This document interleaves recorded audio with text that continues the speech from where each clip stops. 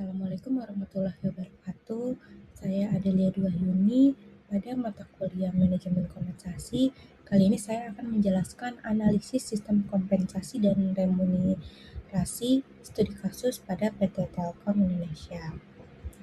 Untuk latar belakang, dalam sebuah perusahaan besar seperti PT Telkom Indonesia, sumber daya manusia menjadi faktor utama dalam mencapai tujuan organisasi. Oleh karena itu, perusahaan membutuhkan sistem kompensasi yang mampu menyelaraskan kepentingan karyawan dengan kepentingan perusahaan. Sistem kompensasi tidak hanya berfungsi sebagai imbalan, tetapi juga sebagai alat motivasi agar karyawan dapat bekerja secara optimal. Untuk poin pentingnya seperti sumber daya manusia, itu aset utama perusahaan, kompensasinya itu sebagai alat motivasi, untuk tujuannya itu meningkatkan kinerja dan loyalitas. Selanjutnya untuk konsep kompensasi merupakan bentuk balas jasa yang diberikan perusahaan kepada karyawan atas kontribusi yang telah mereka berikan. Tidak hanya berupa gaji, kompensasi juga mencakup berbagai fasilitas dan penghargaan lainnya yang dapat meningkatkan kepuasan kerja tim. Dalam prakteknya, kompensasi dibagi menjadi dua bentuk utama. Yang pertama, kompensasi finansial seperti gaji dan bonus. Yang kedua, kompensasi non-finansial seperti lingkungan kerja dan peluang karir. Kombinasi keduanya sangat penting untuk menjaga motivasi kerja karyawan. Jadi di PT Telkom Indonesia memiliki sistem kompensasi yang terstruktur dan terintegrasi.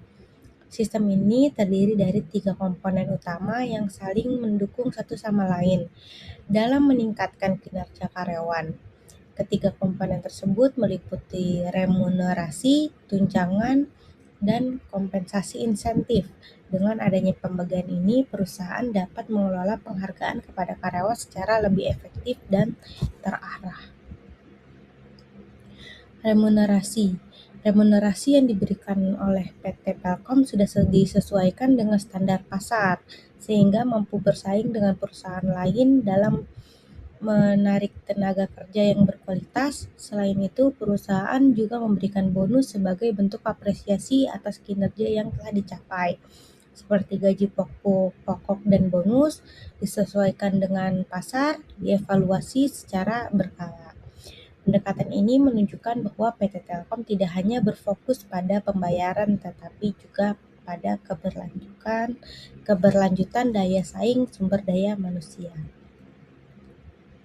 Untuk analisis penerapannya, remunerasi yang diberikan PT Telkom sudah kompetitif dan mengikuti standar pasar, sehingga mampu menarik dan mempertahankan karyawan berkualitas. Selain itu, adanya tunjangan seperti pensiun dan kesehatan menunjukkan perhatian perusahaan terhadap kesejahteraan jangka panjang pada karyawan.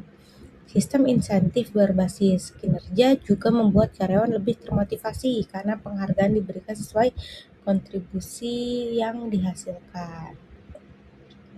Kelebihan dan kelemahannya, sistem kompensasi di Telkom memiliki keunggulan karena sudah terintegrasi dengan kinerja dan kesejahteraan karyawan sehingga mampu meningkatkan loyalitas dan produktivitas. Namun, sistem ini juga memiliki tantangan seperti biaya tinggi, potensi ketidakadilan jika penilaian kinerja tidak dilakukan secara objektif.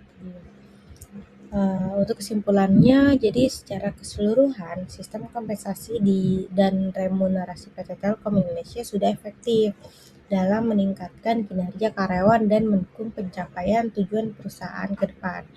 Perusahaan perlu mengevaluasi sistem yang ada agar tetap relevan dan mampu memberikan keadilan bagi seluruh karyawan. Berikut kurang lebih presentasi dari saya. Kurang lebih mohon maaf. Terima kasih.